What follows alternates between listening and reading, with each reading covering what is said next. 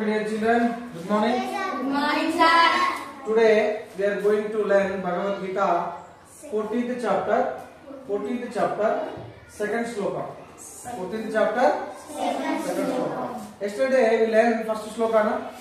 What is the first sloka?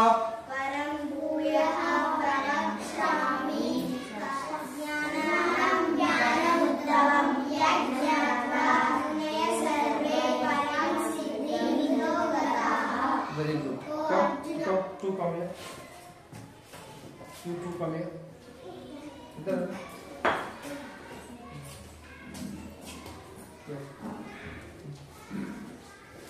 Param bhuyaha pravakshami jnanam jnanamuttavam yajnatva munaya sarve param siddhim gataha. Param bhuyaha munaya Param bhuyaha pravakshami jnananam jnanamuttamam yajnatva munayas sarve param siddhimito gataha. Arjuna, ఈ ఉత్తమమైన జ్ఞానాన్ని మళ్ళీ చెబుతున్నాను విను. ఇలాంటి జ్ఞానాన్ని మునులు పొంది ఉత్తమ స్థానాన్ని పొందారు. నువ్వు కూడా ఈ జ్ఞానాన్ని ఆచరిస్తే ఉత్తమ స్థానాన్ని పొందుతావు. మరి మనం కూడా ఉత్తమ స్థానాన్ని పొందాం. ఈ జ్ఞానాన్ని పొందు. ఆ జ్ఞానం నేర్చుకుందాం. ఈ 14వ అధ్యాయంలో 27 శ్లోకాలు ఉంటాయి. ఆ జ్ఞానం నేర్చుకుంటే మనం కూడా ఏమైపోతాం? భగవంతుడు అయిపోతాం, కృష్ణుని లాగా అయిపోతాం. అది ready to learn and implement. Learn, not only learning, you should learn and implement it. Okay, dear children, good. Idam jnana upasritya mama sadharmya magataha sargepi nopajayante pralaye navyatanti cha. Idam jnanamupasritya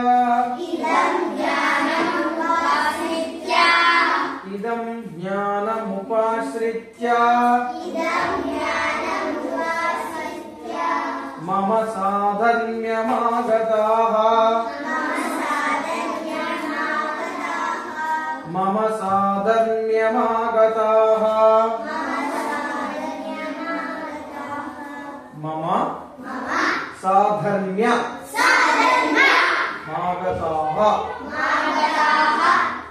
sargepi nopajayante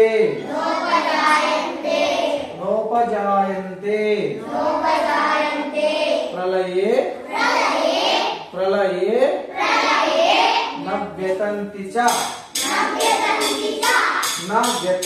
cha. Idam jnanamupasritya mama sadharmyamagataha sargepi nopajayante pralaye navyatanti cha.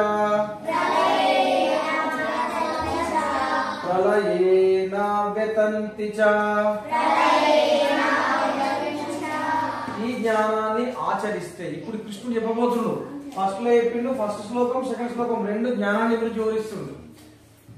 ఇప్పుడు మనము ఏదన్నా నువ్వు హైదరాబాద్ వస్తావు అంటావు.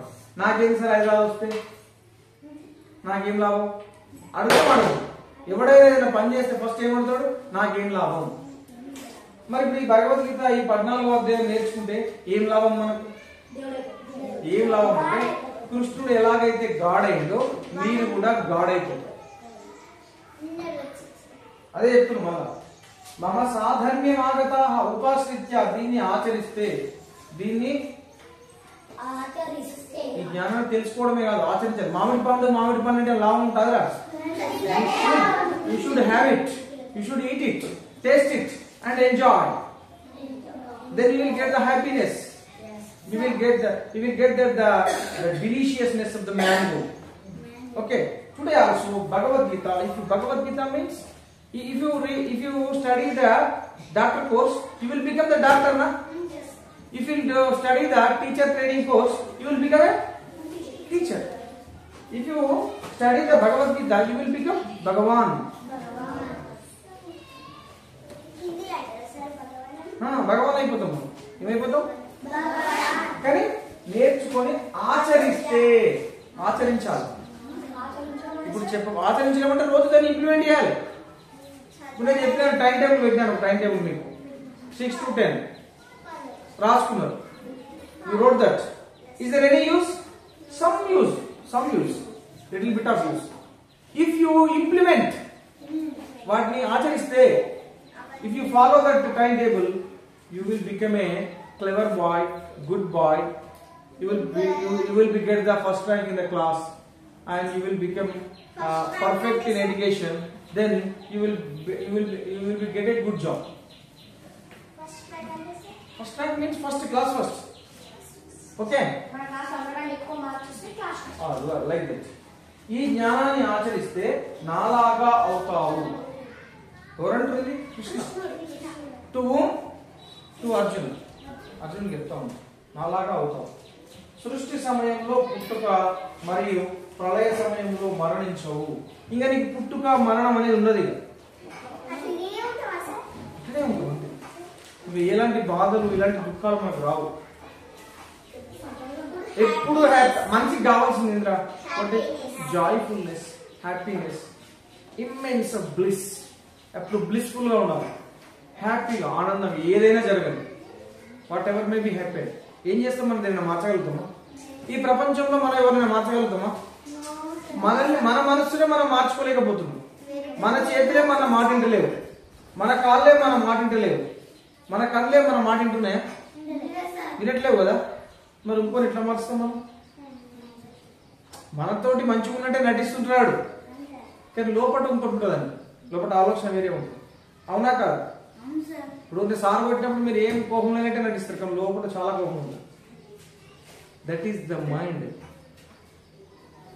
అలా కాకుండా మనం ఎప్పుడు ఆనందంగా ఉండాలంటే మనం భగవద్గీతలో 14వ అధ్యాయంలో కృష్ణుడు మనకు ఒక గొప్ప జ్ఞానాన్ని చెప్పబోతుండో మనం రేపు 3వ శ్లోకం నేర్చుకుందాం. First second shloka. Okay, today we are going to learn third shloka. ఓకేనా? Yesterday the second is over. One more time. Idam jnanamupashritya mama sadhanyamagataha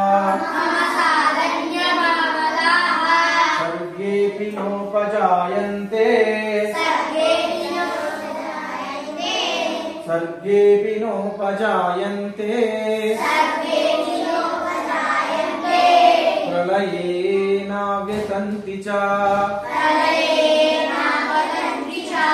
ఈ జ్ఞానాన్ని ఆచరిస్తే నాలాగా అవుతావు అర్జున, నా అంతటి వానివైతే.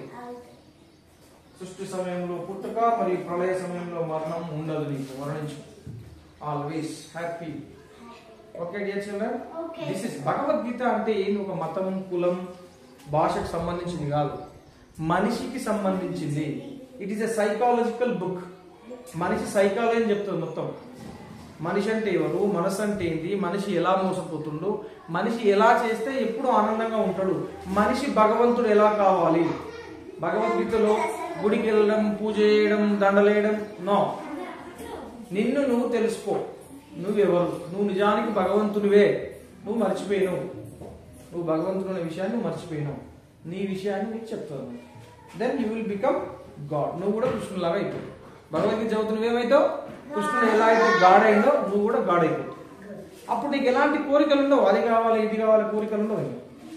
నువ్వే భగవంతుడు, నీకేం కోరికలు? ఇంకా నువ్వు ఎప్పుడు ఆనందంగా ఉన్నావు. ఇంకా మనిషికి ఏ కోరికైనా ఎందుకోసం ఆనందంగా ఉండాలనే కదా. నీవే ఆనందాన్ని ఇచ్చేవానివేనాక నీకు ఇంకా ఆనందం కోసం ఒక వస్తువు పొందాలనే కోరిక ఉంటుందా? ఇంకా ఎల్లప్పుడు ఆనందం, అమితానందం, పరమానందం, ఆనందమే మనం అయిపోతాం. సో మనమే అప్పుడు భగవంతుడు. ఒకటి చిల్లర్. Thank you.